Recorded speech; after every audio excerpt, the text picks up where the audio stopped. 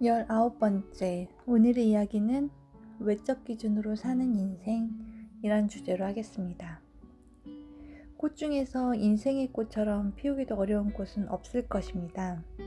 어려운 이유 중에 가장 큰 것 중에 하나가 외부 기준으로 삶을 이끌어가기 때문입니다. 외부 기준이란 영성과 결합이 안 된 어설픈 도덕률을 말합니다. 우리는 클 때 자신을 합리적으로 나타내는 법을 가르침을 받기 전에 자신을 숙이고 죽이고 나타내지 않는 도덕을 먼저 배웁니다. 예를 들면 훌륭한 사람은 자기를 양보한다. 훌륭한 사람은 남을 위하여 헌신을 한다. 훌륭한 사람은 남을 먼저 배려한다. 훌륭한 사람은 자신의 감정을 나타내지 않는다. 훌륭한 사람은 참는 사람이다. 훌륭한 사람은 친구와 다투지 않는다. 등등 이루 헤아릴 수 없을 정도로 외부 기준은 많습니다. 자기 내부의 바램을 정식으로 맞이하고 처리하는 방법을 모른 채 외부 행동 기준을 먼저 배우면 우리의 인생이 내부의 욕망과 외부의 기준과의 조화를 이루지 못하고 그 결과 밖으로는 외부 기준에 맞추어 행동을 하면서도 내부로는 표현 못한 바램과 갈등을 겪습니다. 즉 자신 안에서 안과 밖에 싸우고 있는 것입니다. 사람의 대부분이 이런 갈등에서 자유롭지 못합니다. 특히 인생 공부 주제가 자신의 표현인 사람들은 이 부분에서 엄청난 갈등을 겪습니다. 지구상의 여러 배움터 중 한국이라는 영혼의 배움터의 특징에서는 남자는 직장에서, 여자는 시집에서 겪는 갈등이 대표적이라 할 수가 있습니다. 정도의 차이는 있겠지만 상황이 심각을 넘어 우울증 등으로 표출되고 있습니다. 이런 원인을 분석하면 한국의 행동 기준 특징이 영혼 밖의 외부 도덕 기준이 있으며 이를 어겨서 갈등을 제공하는 스트레스의 주 원인이 상대방에게, 즉 외부에 있다고 확실하게 믿는 것입니다. 실례를 들면 남자들은 사회와 조직에서 점잖아야 한다는 외부 도덕률 때문에 밖으로는 표출을 못하고 안으로만 보이지 않는 싸움을 하고 있으라 속이 다 골아 터집니다. 여자들은 가사 분담을 놓고 추석 때 명절 증후군을 앓고 있습니다. 체면상 말은 못하고 또는 집안의 분란을 막기 위하여 저건 아닌데 하면서 끌어오르는 분노를 삭히고 있습니다. 남들도 다 그렇게 사니까 하고 위로하면서 참고 지내지만 바로 이런 것이 영적인 진화를 막고 있는 주범들입니다. 이런 상황에서 자유롭지를 못하면서 믿음을 갖고 명상을 해봐야 종기만 안으로 키우는 격이 됩니다. 이런 괴로움에서 탈피하는 제일 좋은 현실적인 방법은 도덕과 명상과 믿음은 사실 두 번째 정화수단입니다.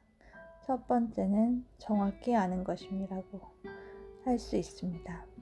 아는 것은 바라봄이라는 고고한 명상법을 이야기하는 것이 아닙니다.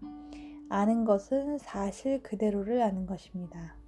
이런 현상에 대하여 사실 그대로를 알려면 영혼 세계에 가려있는 베일 너머를 알아야 합니다.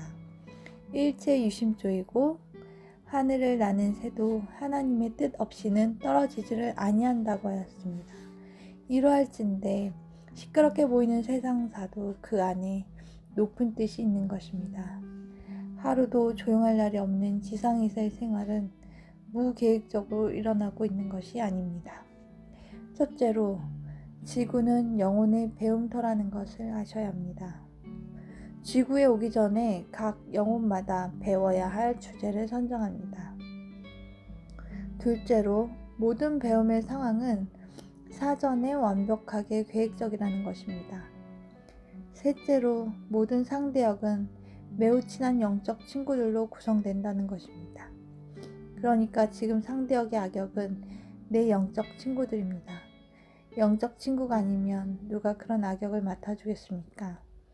넷째로 현재의 상황이 주려는 가르침은 무엇인가를 깨우쳐야 합니다. 상황이 주려는 깨우침을 가질 때 상황은 종료가 됩니다. 즉 일이 마무리가 아닌 그 상황이 의도한 목적을 깨달으면 상황이 종료가 된다는 것입니다. 이때 중요한 것이 자기 존중입니다. 이때 자기 존중에 의하여 개인에 따라서는 제5차크라가 열릴 수도 있습니다. 내 안에 존귀한 내 영혼이 있음을 알고 영적 차원에서 이 상황이 갖는 목적을 중심으로 모든 상황을 해석하는 것입니다. 상황과 영혼을 분리시켜야 영혼이 보입니다. 상황은 영혼 앞에 흘러가는 하나의 영화 같은 것입니다. 또한 알아야 할 것이 현실과 상황도 구분하셔야 합니다. 현실은 신입니다. 현실은 지금 여기입니다. 이 현실 안에서 우리는 각자의 꿈을 꿉니다. 상황이라는 시나리오를 갖고 말입니다. 지구의 현실은 하나입니다. 상황은 인구수만큼 60억 개가 됩니다. 사실 지금까지 비판해온 외부의 도덕률은 인생 공부에서 하나의 조건입니다. 하나의 가정을 정해놓고 그 안에서 파노라마가 펼쳐지는 것입니다. 서로를 사랑하라는 도덕률이 생겨나면 이 도덕률에서 수많은 경우수가 생기면서 사랑과 미움의 양극단에서 실제 같은 배움의 영화가 찍히는 것입니다. 단지 영화와 다른 것은 우리는 우리가 배우인 것을 모르고 죽고 살기로 영화를 찍는다는 것입니다. 이 영화를 찍을 때 제일 좋은 방법은 외부 기준율에 우리를 맞추는 것이 아닌 내면의 소리에 따르라는 것입니다. 내면의 소리는 주로 감정을 나타납니다.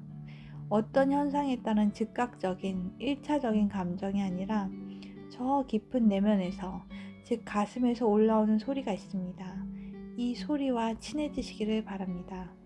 우리가 핸드폰을 쓸 때 가끔 혼선으로 인하여 나는 상대방의 숨소리까지 들려오는데 상대방은 내 소리를 못 들은 때가 있어 다시 전화를 거는 수가 있습니다. 영혼과 나 사이의 커뮤니케이션이 마치 이와 같습니다. 알면 영화 찍는 의미가 떨어지므로 이런 상황을 설정한 것입니다. 영과 육에 어우러져서 펼쳐지는 환상의 고통에서 주옥같은 깨달음을 걷어 올리시기를 바랍니다. 영혼의 수업에서의 핵심은 외부 기준율에 의한 밖의 일의 마무리가 아닌 방법도 내면의 자기 존중이며 목적 또한 자기 존중입니다. 내면으로 향하고 내면의 소리에 귀를 기울이면서 일상의 상황을 간주하시면, 그리고 그 상황이 주는 깨우침을 캐내어서 영혼에게 전달하면 되는 것입니다. 이것이 인생입니다. 그리하면 일상의 고통을 넘어 내면의 행복에 도달할 것입니다. 감사합니다.